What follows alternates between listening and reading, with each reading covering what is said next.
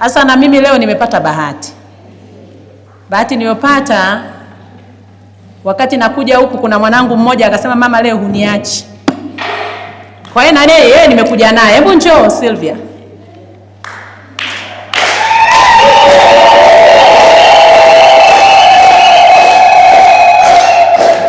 Tumsifu Yesu Kristo.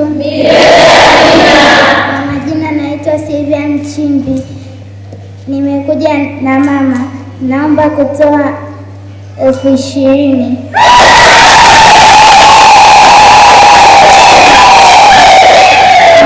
Na hakiki usikute ni bahasha tu, maana Gen Z si mchezo. Amekuja kweli na 20,000 yake.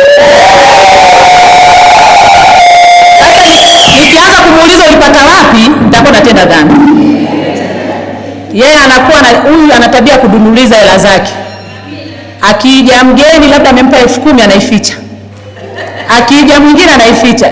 Kwa hiyo siku moja akawa amepata shilingi 80,000. Akaniambia, mama niwekee hela yangu. Sasa nikaa nimeweka ile hela, nikajua amesahau. Na mimi nikaa nimeitumia. Sasa siku ya siku akaniambia, kuna ile hela yangu leo nataka nikampe mtu zawadi. Unakumbuka nilikupa 80,000? Nikasema kumbe anakumbuka.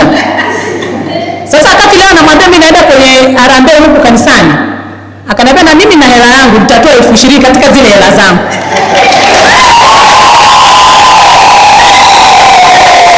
Na mimi kwa sababu amenisindikiza ndio mama yake, namuongezea 30 liwe 50. Asante sana Sylvia, pigeni makofi.